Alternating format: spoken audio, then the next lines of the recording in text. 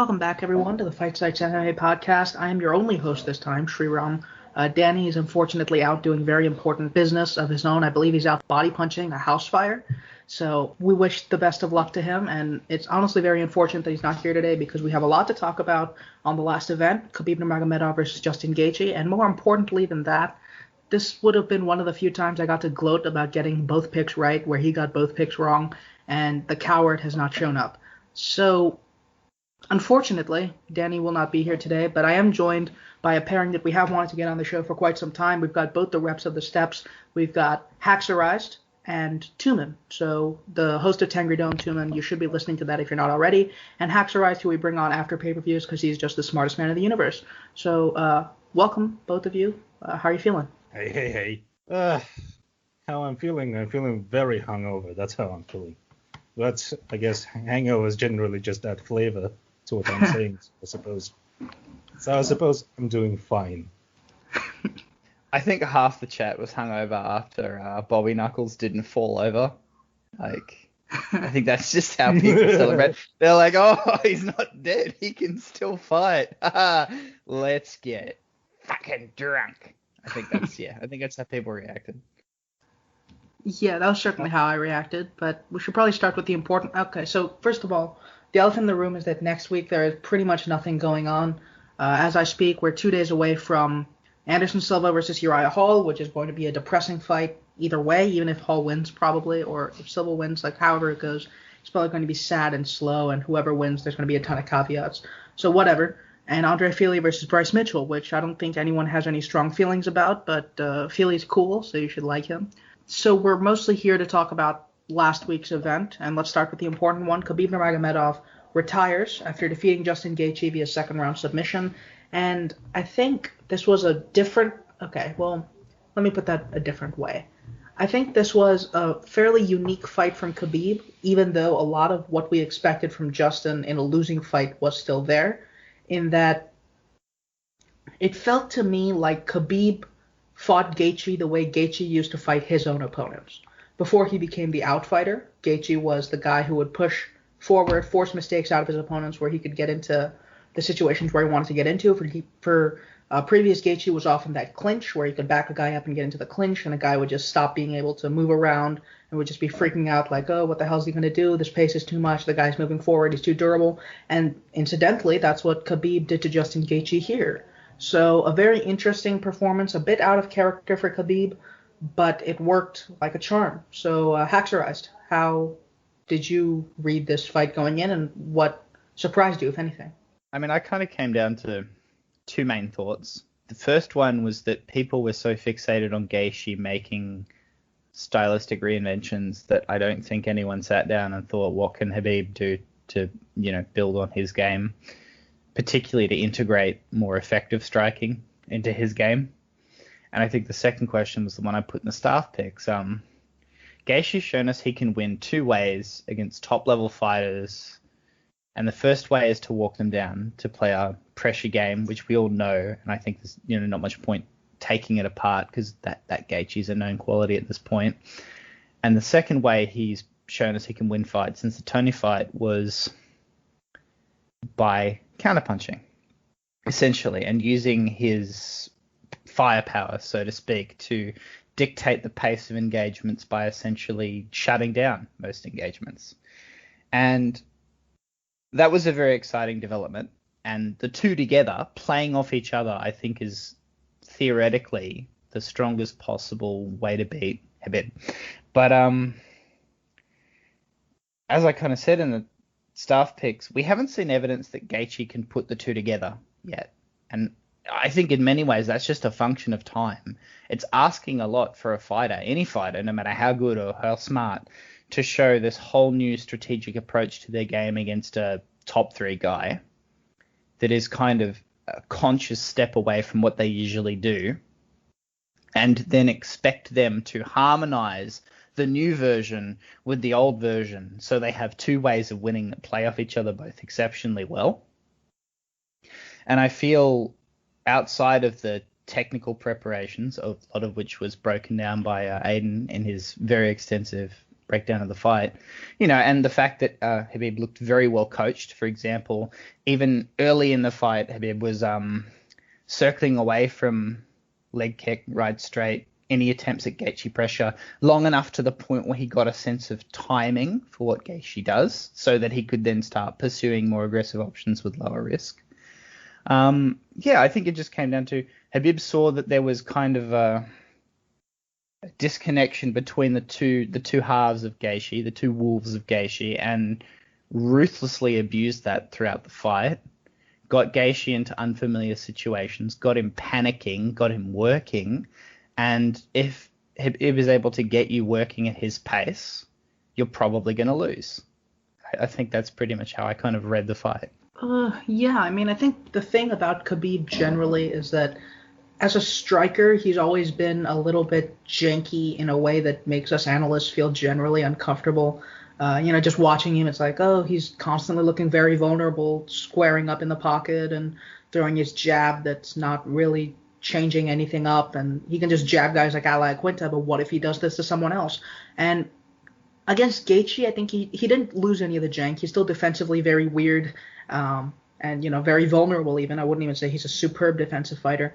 But it did show that he has an eye for striking that I think's been underlooked in favor of just, he's technically deep as a striker just as much as he is a grappler, which is something not just as much, but I have seen some things saying he's an elite striker and so forth. And I wouldn't say that, but I would say that he has a very good understanding of what he needs to do as a striker. For example, when Gaethje started ducking underneath or, in his low crouch, as Aiden mentioned in the article, Khabib started punishing that with both intercepting knees and like a snap kick to the body, which worked pretty well to back Gaethje up. And just in general, he knew what his win condition was to get Gaethje to the fence. And the fact that Gaethje was very, very aware of the fact that Khabib wanted to get him to the fence, it was just the execution that was neurotic and not comfortable at all that gave Khabib the opportunities to say, okay, if you're just going to circle out every time I get you near the fence, I'll just hit you while you're doing that. And that worked out well. So I think Khabib has a very good idea of what he needs to do in a fight, and that's something that's harder to overcome, arguably, than just sheer technical depth. Because technical depth, the way that Gaethje fought Ferguson, I think was from the beginning kind of the wrong way to approach Khabib, and he was the technically deeper fighter. We saw that even in this fight. But Khabib just had a way better idea of where his strengths were and how to tailor his game around them than Gaethje did in terms of, I want to outfight this guy who's probably easiest beat with pressure. Like that's just, even if you can do it, it's not necessarily the advisable way. Tuman, what were your reads on this since you're a noted Gaethje appreciator? Well, I'll admit that coming into the fight, I relied very much on my trust in the pair of the pair that Gaethje and Whitman make together. I thought that this is a winning combination, and I still think so. I don't think that this fight is that much of a black spot on the record, but what I read was that as Hax said, he assumed that, he pointed out that we have two Gaethjes, and I assumed that he would be able to blend it together, which is an assumption that Hax didn't make. And this assumption sort of burned me at the end because we obviously saw how easily Khabib dismantled Gaethje. But the thing that struck me, you pointed this out, that this fight came down to better strategic efficiency versus technical depth. Like this is something that we talk about all the time in something that Danny talks about all the time in his metagame articles, and what I talked about in the UFC meatpacking plan articles, and something that we just discuss on and on and on basically every podcast and every Twitter thread that we have online. So Khabib, to me, and this fight from Khabib was put particular emphasis on the concept of having an optimized game, not exactly trying to master every aspect of every phase of the fight, but generally nailing down the particular tools that you're going to need in order to get to your A game. And this is something that Khabib has exploited throughout his entire career and something that he excelled at. And Gaethje had that, for the first half of his career, and now that he's changed his style, it sort of like threw him off his focus. Like I feel that's a fair statement. Like currently he's stuck between these 2 points, like what to do, and the way Khabib put the pace on him, like there was a single moment in the beginning of the fight in the first round when Gaethje just pressed forward and Khabib moved back, but then Gaethje hesitated, and then Khabib sort of like figured out, oh, he hesitates, I'm not going to do that, and he just terminated his way through Gaethje for the rest of the fight until the finish. That's like. I mean, I covered the fight more extensively in my Tengridome episode. So if listeners missed that, go back and listen to that, because I don't really want to restate everything that I've stated there. So I guess that's the extent of my read for now. I'm going to, like, maybe something will come back later to me.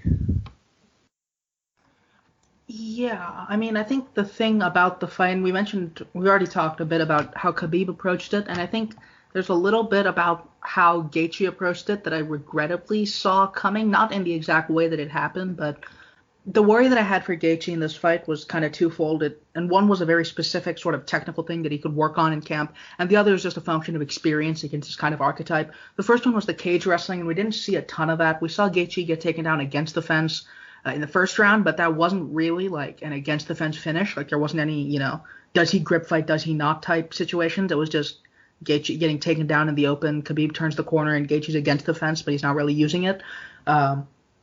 So the cage wrestling, we didn't really get a conclusive answer on that, although given how prepared Gaethje was for Khabib's bottom game, I'm going to guess he was similarly prepared for the cage wrestling. And that level of preparation is not very encouraging.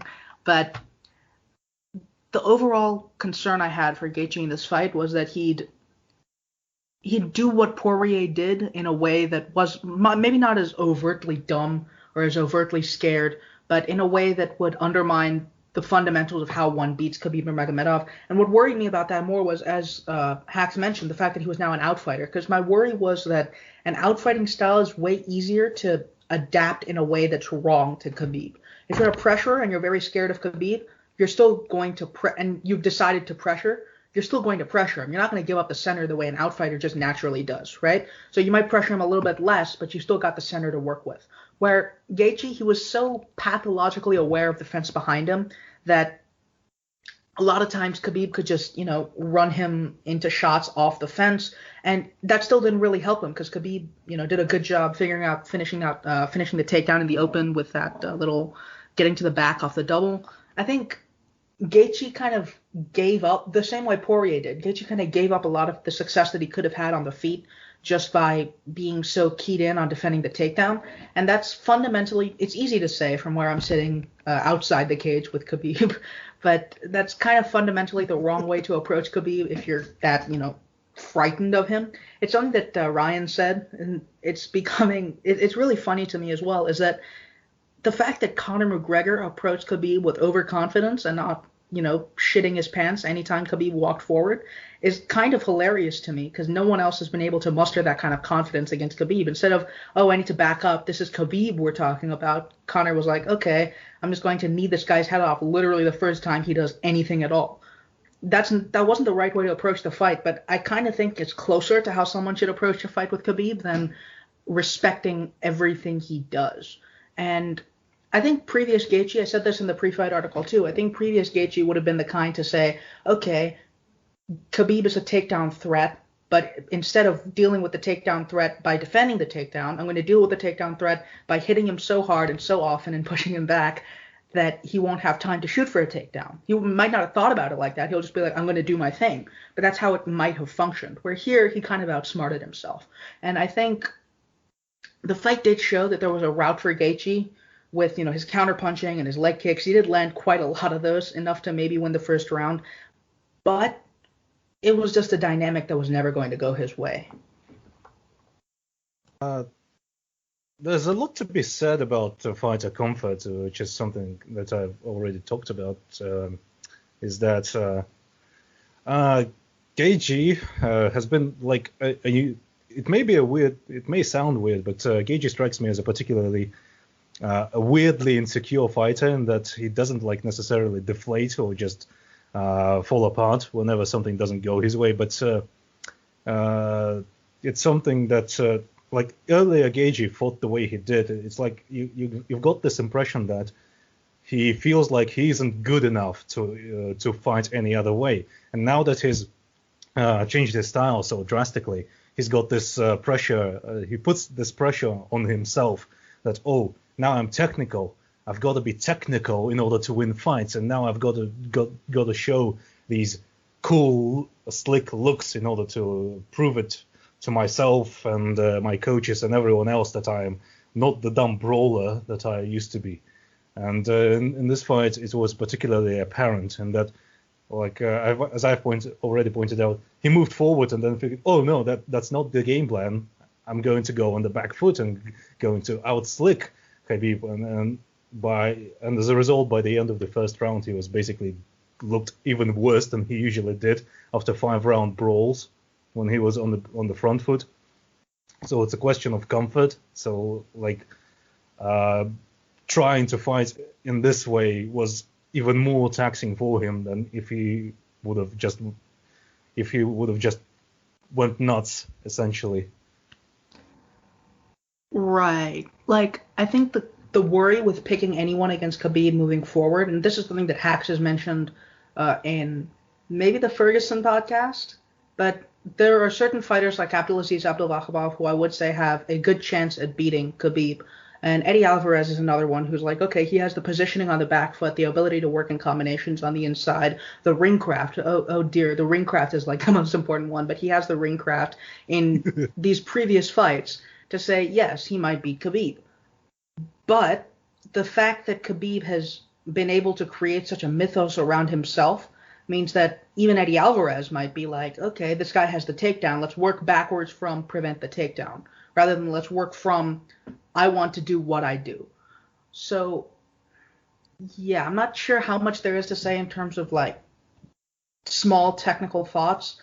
Hax, you got any further thoughts on this fight?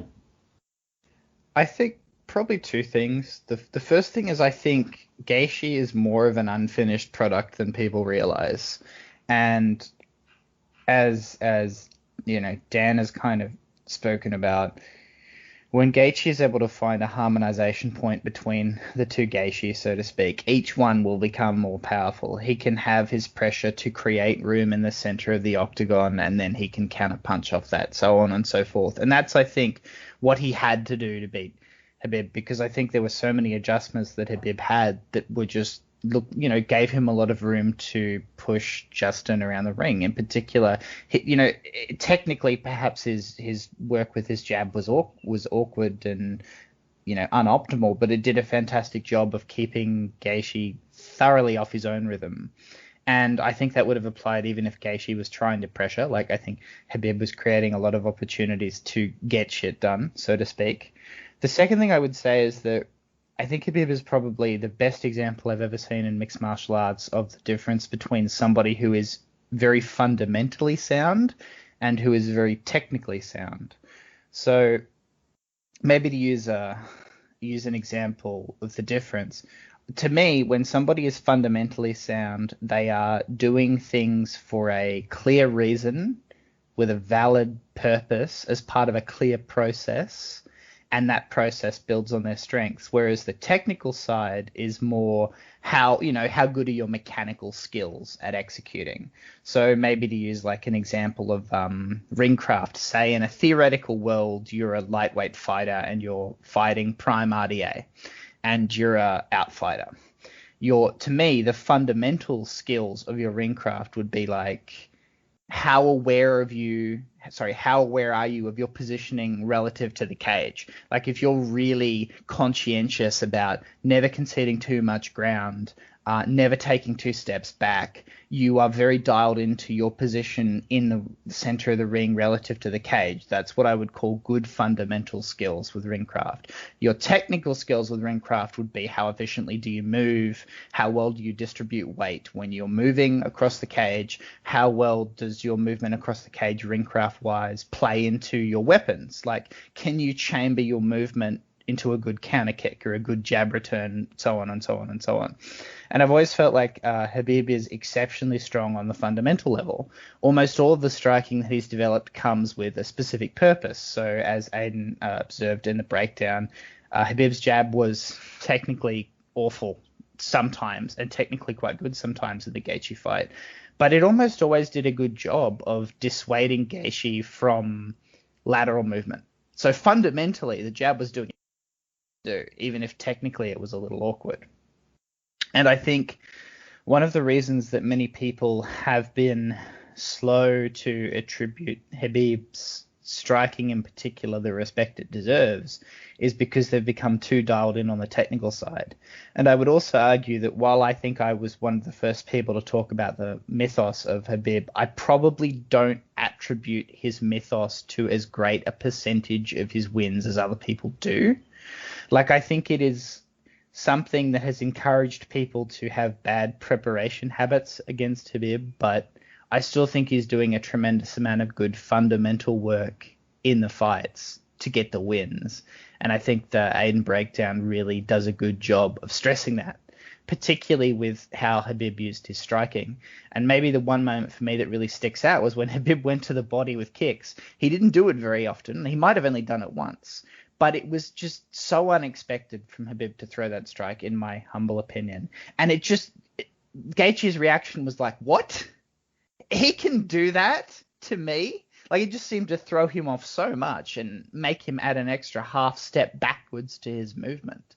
It was, to me, a really, really brilliant example of how just one strike in a context of a fight, even if you're losing the stand-up, can establish an entirely new threat and really play with the other person's positioning across the ring. Yeah, the thing about that, I think Khabib is a particularly interesting example of a fighter that people understudy somewhat, because there's always this temptation to overplay the attributes and skills of a challenger because you've seen a champion on top for so long, and so you kind of sort of want to see, you sort of feel like you already know the game of the champion, and so you have to like emphasize the strengths of the challenger because you want the fight to be compelling, you want the fight to be back and forth, and you want the fight to test the skills of the champion. But and Khabib is he's an example of a fighter who grew fundamentally over the course of his career, and it's something that not a lot of people noticed, because the usual image of Khabib in people's heads is that he's this very janky, awkward,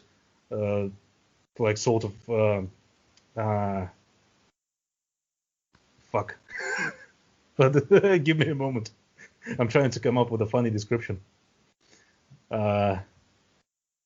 He's like a very janky, like goblin that jumps up and down and like scares people away by being like wild and unpredictable. But in fact, he's always been narrowing down. He's always been trying to grow in his composure on the feet and ability to actually get where he wants without throwing out too much random, useless volume. And I feel like he's learned to leverage the unknowns about himself and leverage the attributes and aura that he's got about himself. And it's something that many other fighters could study and could benefit from by trying to emulate. Not exactly the technical things that he employs, but the more meta stuff that surrounds him, like his that kick that Hax mentioned. It's something that was unexpected because nobody knew that he could do that. And it's something that you could have a particular game that everyone associates you with, but still adds things to it at a will when necessary. And Khabib is he's a very smart fighter when it comes to that. because he's willing to just look at the tool, see how it's useful to his particular game and to this particular fight, and just throw it out. Who cares if it's pretty or not? Just use it. And that's the extent of my thoughts on this particular topic. Yeah, I mean, I think the kick is one of the things that really stuck out to me as well in terms of how Khabib approached the fight. In general, I think Khabib, as you mentioned, he's very good at understanding what his opponents know about him, and that a lot of fighters, they just assume that their opponent's going to come in blind in terms of what they do and how they operate. And a lot of times it's true because fighters are not very well prepared in the sport in general. But with Khabib, it's very rare that a fighter goes, okay, I'm just going to fight this dude how I fight him. And Khabib knows that a lot of guys are going to be very, very nervous about that kind of margin. And I think that's kind of what he exploited against Justin Gaethje. As Hax mentioned, there are a lot of very good things that Khabib does in terms of fundamentals that could go to any fighter whose opponents are not scared of him. I mentioned in the chat once that the Russian MMA scene has a much more wrestly meta game, where there are a lot more fighters who are keyed in on top control and cage wrestling and that kind of thing. So there are a lot of fighters who I think wouldn't freak Khabib Nurmagomedov, but he is going to beat the vast majority of them, 99% of them, just by being way better at the things that they do. He's just going to beat them. As well. They could be as calm as they want. They could be ice cold in there. They could be Alexander Volkanovski tier, just chill. And Khabib Nurmagomedov would just take them down in the open and kill them. So it's not to say that Khabib doesn't have these skills, because he absolutely does, and deny it at this point would just be one of the silliest things I could possibly say in the sport. But against elite level competition who do know what they're doing against Khabib, he knows that they're going to be very uncomfortable with the sort of margin that they haven't experienced before. And I think that's what Gaethje was running into here. Because Gaethje, if there's anything we've learned about Justin Gaethje, it's that he can take a punch or two or three or four. Margins has never been the kind of thing that Justin Gaethje has had to worry about. It's the kind of thing that his opponent has had to worry about. But Khabib Nurmagomedov is just such a unique fighter in how strong he is in his strongest area and how easy it is to lose track of what he's doing there, that Gaethje was the one who had to worry about the margins for once. And Khabib just took full advantage of that. He pushed Gaethje back hard. He knew that Gaethje he'd be so keyed in on avoiding the fence that he'd just forget all the composure that he needed in order to win the fight and not just not lose it. And as long as you're not losing a fight, that's fine, but eventually you're not going to win it.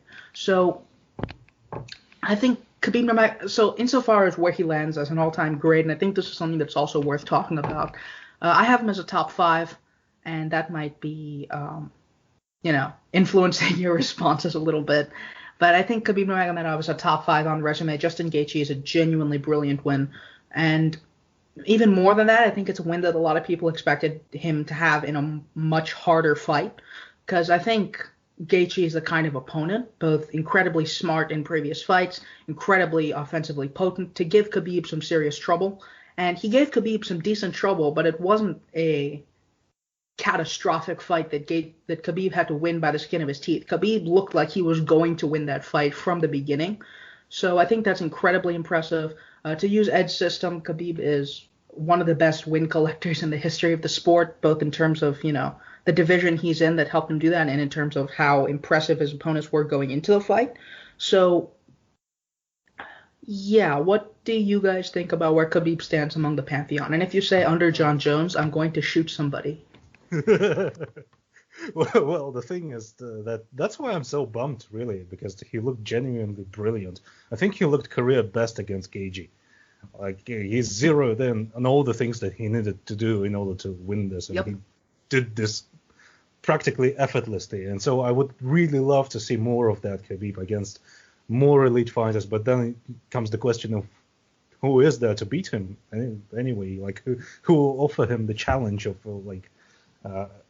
that would give him a compelling fight, because he basically just mops up everyone at this point. So top 5 for me as well.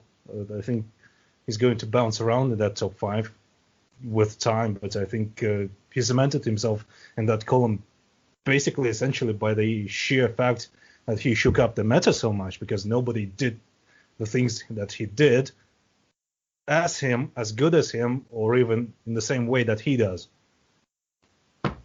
So, all-time great.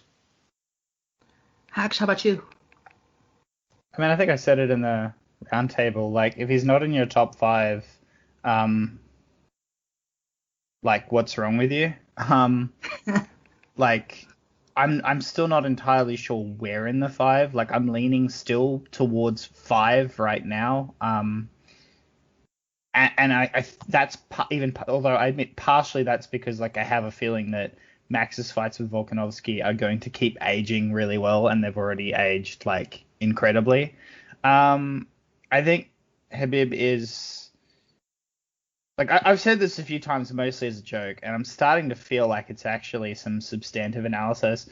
Self-awareness is the most important tool in MMA if you're actually good enough to be elite, and Khabib might have the most self-awareness of any fighter in the UFC right now, and quite possibly one of the greatest amounts of self-awareness of any fighter to ever do it.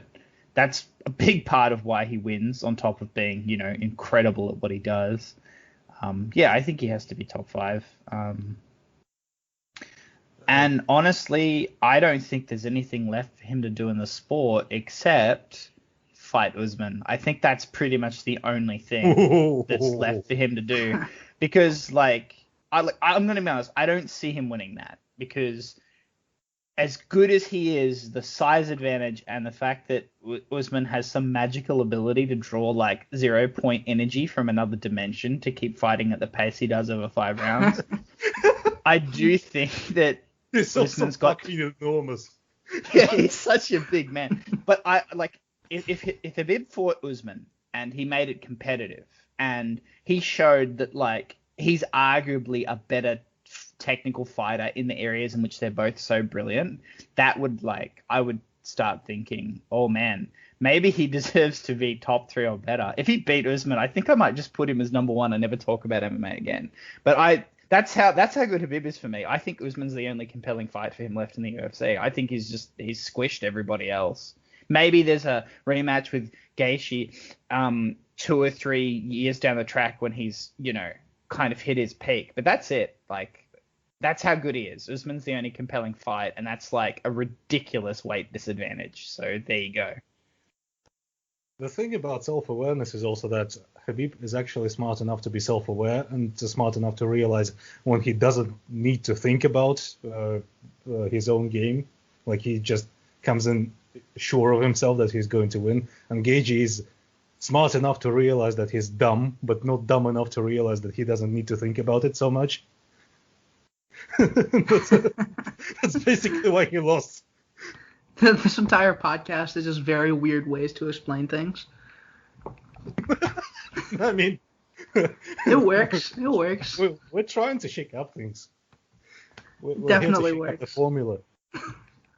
But yeah, I agree with all of that. I think Khabib isn't necessarily going to struggle with the lack of a valiant loss the way Max Holloway has to Volkanovski, or the way Aldo has to Max and Peter Yan, and even Marlon Moraes, or the way GSP has to Hendricks. He lost that fight, shut up. But I think there are a lot of people who would just intrinsically value an undefeated record, and I'm not one of those people, because I think there are a lot of fighters who, first of all, the difference between a prospect loss at the beginning of your career and not having that prospect loss is completely moot to me. Kamaru Usman losing to Jose Caceres and not losing to Jose Caceres, to have that 1 on his record is just, I don't care at all. So an undefeated record doesn't matter to me. But more than that, I think a lot of it's just based on career management. And I think Khabib's had good career management in order to retire at this point, because he's at his peak, and he would definitely accrue some losses if he fought for 5 more years, just as a function of A, how quick the sport develops, B, how deep weight is to eventually adapt to a fighter of his caliber, and C, the fact that he himself will eventually start to decline, as all fighters do. So Khabib is going to keep that undefeated record, and I think that's a reason to intrinsically have him higher, because there are a lot of factors that aren't just how good are you at fighting at your peak. But I do think that regardless of that lack of a loss, that shows how good he truly is at his very best against an opponent who forces him to fight at that very best, I think it's really hard for me to keep him out of the top 5 just because he keeps winning. And it's something that I really value, that kind of loss from an all-time great, and it seems kind of counterintuitive, but Khabib is just not in a position to ever have that. So, yeah, pretty clear top 5. And any closing thoughts from you all? I think Khabib is going to be a very good example of learning for other fighters to learn how to play the game, play the long game, because that's how Khabib has got to retire when he did. He kept himself, he always tried to be defensively responsible at all times. He always planned meticulously for all his fights. He always zeroed in on his strengths and on his opponent's weaknesses and ignored everything else. And as much as I'm bummed that he didn't get to fight a fighter that would push him to the brink and make him really work for his success, and even if he lost somewhere down the line, this would have only enforced my view of him as an all-time great, rather than be a knock on his resume, because that gives you more things to look at and more things to evaluate. But yeah, Khabib, I think, is going to go down as one of those fighters that people would really study. And I think the very upsetting thing about this is that I think people are going to have wrong takeaways about his career, because people will zero in on that zero. Sorry. I'm sorry. I'm genuinely sorry, but this is what they're going to do. And the idea of Khabib is going to be that people will start thinking like, oh, wrestling is where it's at, and they're going to be basically mini Khabibs, and they're going to look awful and boring, first of all. And second of all, fans are going to go around yelling some stuff like, oh, undefeated, undisputed, etc., etc. The same they do with Mayweather, and just this has nothing to do with Khabib, really, in a sense that it's not his fault. People are just dumb, but this is something that really bums me out going forward. I think one thing that just stands out to me is, I was talking about this with Kyle. Khabib was willing to spend his chin to get that Gaethje win, and if you're in a position in your career where you can say, this is my last fight, I'm going to risk some brain damage, I'm going to get that win, boys, you've done a pretty damn good job of managing your career and setting yourself up for success. And there's something to be said about preserving your athleticism, preserving your chin, preserving your, shall we say, life bar, if you want to lean into the fighting game terms, to use it in one last burst to get the more important win of your career. That's what Khabib did. And if more fighters thought that way, then we'd have a lot less brain damage, we'd have a lot less CTE, and we'd have a lot less stories like a certain former light heavyweight champion who again got clanged on Golden Boy Productions. So, you know, if people learn the right lessons from Khabib, then I'm all for it. Yeah, the thing with Khabib is also that people will always point at him. Like, if you read Danny's metagame articles on Initiative and all that, you'd think that Khabib is a very MMA fighter, in that he always pushes forward, always pushes his game, tries to be the best Khabib that there is and ever was, and all that. But he subverts many of the typical MMA staples, like being shot by age 30, or not planning accordingly for your fights and all that. And the thing about chins is that I'm in agreement with Hax, because look at Robert Whittaker. Even though he's had his amazing performance last night, you still felt immense trepidation about his chances down the line, because I feel like his chin is no longer there after all those fights and after all those years of training the way he did. So even for all his technical and strategic brilliance, I feel like I cannot point at Robert Whittaker and say that to other fighters and maybe martial arts enthusiasts to look at Whittaker and emulate everything he did, because look at the state of him right now. Yeah, I mean, that's a nice segue into the co-main event, which was Robert Whittaker defeating Jared Cannonier in a fight that I think we were all pretty scared about. One last thing that I think it would be wrong for it to go unmentioned, which is Khabib's father. His father's death was a big narrative going into the fight, probably a bit too big, but not too big in terms of how it affected Khabib, because obviously it did a lot, but in terms of, just the promotional weight put behind a tragedy like that always makes me very uncomfortable, because, even past the possibility of him losing and making the fight a referendum on his father being a bit tasteless, the way they did with, it's like the way they did Walt Harris's daughter's death, and they're like, ooh, Walt Harris, if he wins, he'll get redemption for his daughter. And it's like, no, that's not how a fight works. That was fucking ghoulish. That was fucking disgusting. Yeah, that was awful. What was that, Let HaXx? me summarize this one, because Danny's not here. Fuck the UFC straight from the underground. Yep, that's all I have to say about the promotion. But I also think that Khabib's father also deserves a mention, kind of like Lomachenko and Papachenko, where you have a coach who's really shaped his fighter from the ground up to be what he is right now, a real meta-defining fighter. And it's probably going to go a little bit unnoticed if the promotion didn't do it that way, but I'd still rather they not have done it that way. I don't know, it's weird. Yeah. That's the whole thing with the media asking questions, constant questions to Khabib. How did the death of your beloved father affect you? Like, I take a guess. That's not a question that you should be asking people. It's his fucking dad. What do you think? You fucking asshole.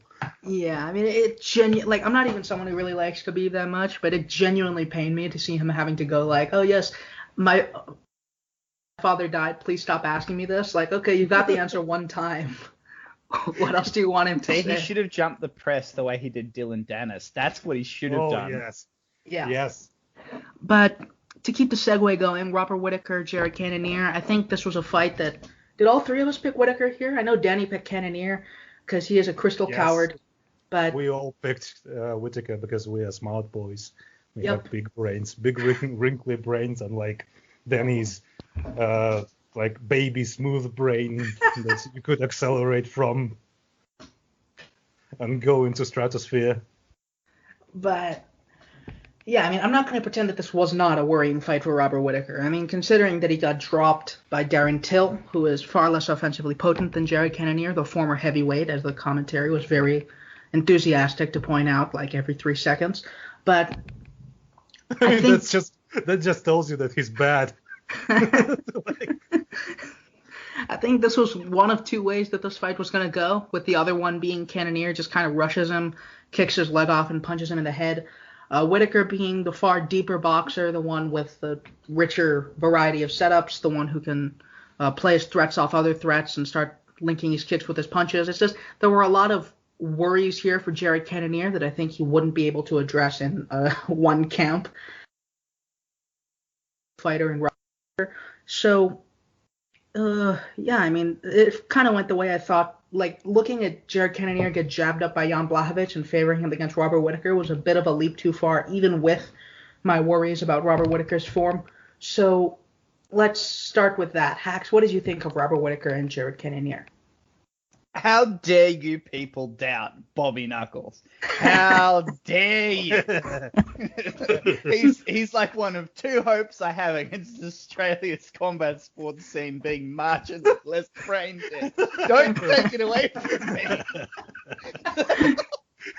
Now, Bobby's going to get back to the belt. What about the Australian cricket team? What about the Australian cricket team? The Australian cricket team can just jump into a vat of boiling acid, as far as I'm concerned. I'd like this was the fight he needed to fight. He preserved himself. He had, he even threw in, because he's just such a mad lad, a moment at the end where he got tagged and half the chat shit himself. He just needed to make his own win look good. Like, if he just shut Cannonier out, it's like, oh, Cannonier is just useless. Like, Cannonier hurt him at the end, so you're like, Cannonier's danger. But I think in the end, like, I said that I thought this fight was worrying less because I thought Whittaker would fall over from a stiff breeze, and more because Cannonier's way to win was pretty much the only way he knows how to win, and it was such a simple plan. It was too dumb to fail. And he very much tried it, and I think Cannonier showed a pretty good eye for what he needed to do. I don't think he's a particularly stupid fighter, although he has some very stupid opinions outside of fighting. But, in the end, he wasn't good enough to get it done, and Whittaker's chin wasn't bad enough for him to die, and I'm happy with that fight. I think Cannonier shouldn't be too unhappy with it. I mean, obviously he got his ass beat, but I think he had a pretty solid plan and tried to make it work. He just wasn't good enough, and Whittaker was good enough to win. He didn't take too much damage, and he should take some time off and get ready for a second Izzy fight. Because if he beats Izzy, then he's probably going to slit his wrist and jump out a window. I don't want to see that again. I don't need that. I don't need that in my life. I think Izzy can just move up to face Jan Blachowicz or something. Like, I don't really have any need to see that fight again. Like, I think Whittaker, it says a lot that I think the rematch goes very badly for Whittaker, and that is probably the most compelling rematch available for Israel Adesanya at this point. Because, I mean, as bad a matchup as it is for Whittaker, he's still a genuinely superb elite fighter who can adjust through a fight, which makes it pretty interesting. But, yeah, I agree with all that. I think it's really impressive to me. Like, it looked like a prime Whittaker type fight, and just the sort of opponent, the pace, the range, the directionality of the fight were all very prime Whittaker-esque in terms of the opponents he faced, the plotting Jacare Souza, and the Yoel Romero. I don't have an adjective to describe Yoel Romero. I'm sorry. A golem. That's a noun, but. Who gives a shit? English is not my first language. Fair enough. Have you played Minecraft? Golem is a perfectly fine adjective. I don't know what you're talking about. Oh, that's true. That's true. Okay. But, yeah, I think this was a very Whittaker-esque fight that Darren Till and Israel Adesanya were not. I especially like how... Wait. Whittaker fought a Whittaker-esque fight? Very. I know that's very new. Who's better at English now? I'm still very good at English. No, not really. But considering that Izzy and Till were kind of weird fights from Whittaker, I think it's kind of a classical Whittaker fight that he fought. I really enjoyed how he kind of funneled Jared into the head kick later in the fight, where he took away the little dip that he did with like a lead uppercut, an up jab instead of just a regular jab. And then he started drawing out the slip and hitting him with these right hands. So he drew out bigger and bigger slips from Jared, and eventually just drew out the slip with the straight and kicked him right behind it. It was just what you love to see from Robert Whittaker in terms of how he builds his offense. Defensively, kind of the same as usual. I think I kind of have a hunch that shifting things give Whittaker some problems, because that's how Yoel Romero got Whittaker in the rematch, where he kind of shifted through a right hand, and then Whittaker lost track of which stance Yoel was in. And this time it was Cannonier feinted a kick to draw the counter jab, stepped into southpaw, and then hit him with a right hook as he threw the jab. So, it's like there are setups that guys can do to land on Whittaker, but generally he's just going to adapt through a fight and take them away, which is, what you love to see from a fighter who's supposed to be a striker. So, yeah, Robert Whittaker's the GOAT. He beat Khabib head-to-head at size parity. I will die on this hill. And hopefully he never fights Adesanya and just gets to dunk on Paulo Costa and break his arms with head kick after head kick. The thing about Whittaker's wonkiness when it comes to defending shifty things, I think it has to do with his preferred method of defending rear strikes. It's he usually shoulder rolls off them, and the shifty things kind of give you an angle against that. And overall with the fight, I was basically vibrating in my seat the whole time, because that's just how I feel whenever it comes to Bobby fights. Because Bobby, as the honorable Bushido samurai that he is, he always feels the need to give his opponent something to work with. Either after like a 3 or 2 dominant rounds, and by the end of that, like, he looked incredible throughout the fight, and then at the end he just had to get dinged. He just can't resist doing it. And I saw, and I was like, yes, safety leads, feints, jab him. Ah, fuck! Bobby, please stop doing that. Just be safe. I mean, that was smart for him, trying to grind it out at the end. So that was great. I was afraid he's going to start giving and taking and just break my heart to pieces, but he didn't do that, because he's At least he's smart enough to do that. He still has some self-preservation instincts in him. I also think, perhaps to cut through some Bobby Doomerism, a component that is often overlooked is Bobby had to, as far as we can tell, has had to completely rebuild his philosophy of training, his philosophy of self-improvement. He's had to basically fix everything about himself because his old way of brute forcing training until it works isn't viable anymore, right?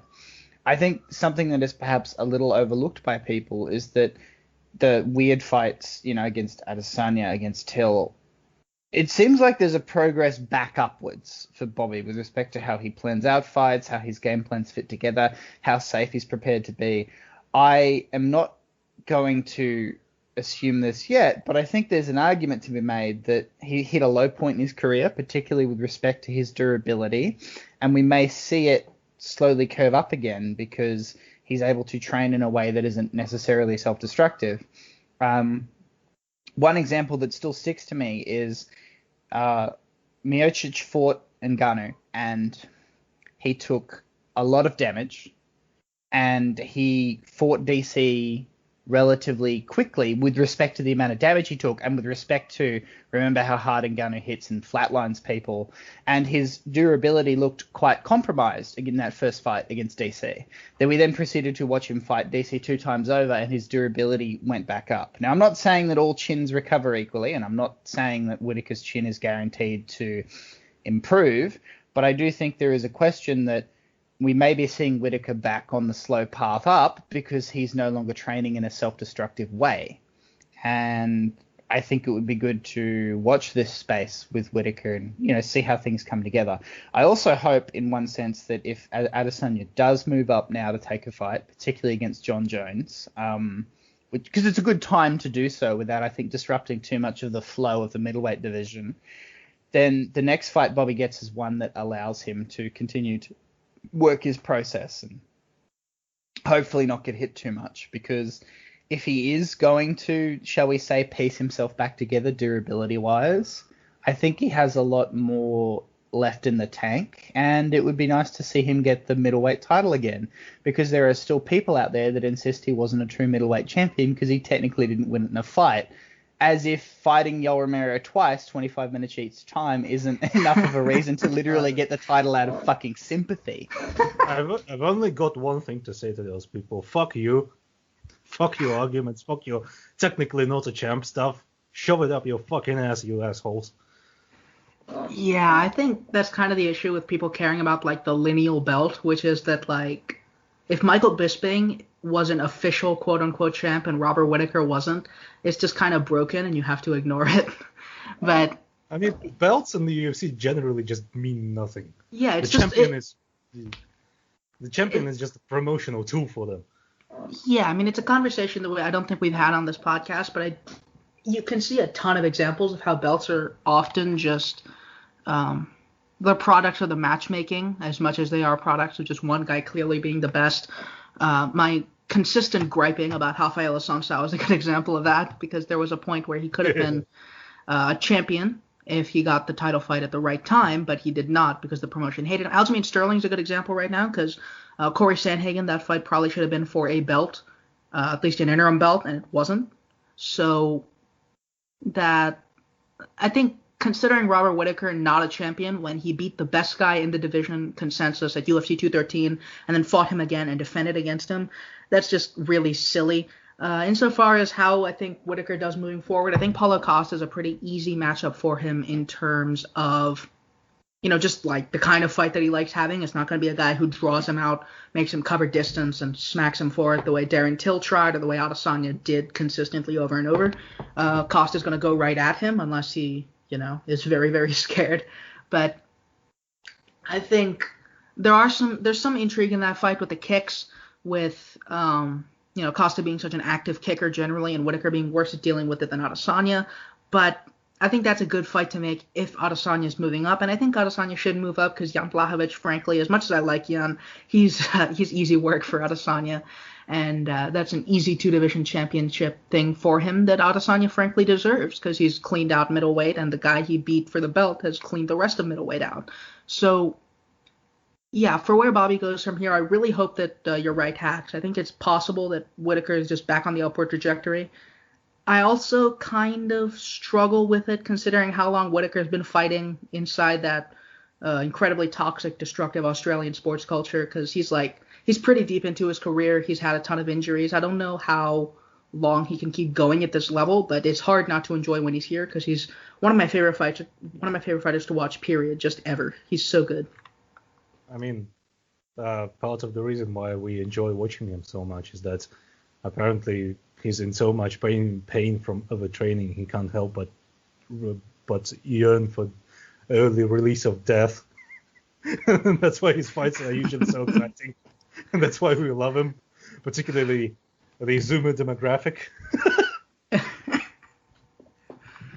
I mean, He's basically thanks I hate it in an MMA fighter. What more do you want? Yeah.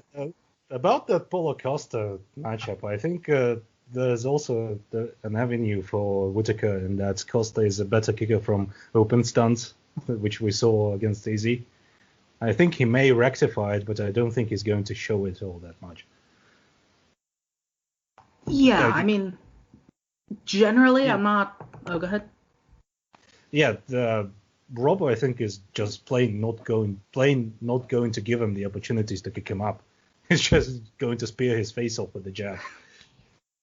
Yeah, I mean, I think that's very possible, and I think Whittaker dealing badly with kicks is he's kind of inconsistent with it, because if you look at the Romero fight, especially the Romero rematch, he did a solid job countering the kicks even with, he'd draw his leg up and dart in with that big left hook, or he'd cover up and he even managed to keep Romero from punching off kicks at certain points. Romero would have to punch in combination off the kicks to really make that work. So I don't think Costa's going to get the kicks for free necessarily. Even against Cannonier, landed some big kicks on the leg, but Whittaker eventually just started double jabbing through them because Cannonier's footwork off the kicks isn't really anything. He just kick and stand there, so Whittaker could just put another jab behind it and run him back.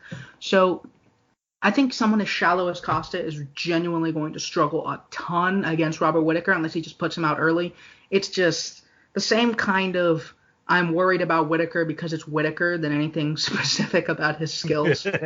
But yeah, I think kicking it's a route against. We saw in this fight it's both a route against Whittaker and it's not a foolproof route against Whittaker.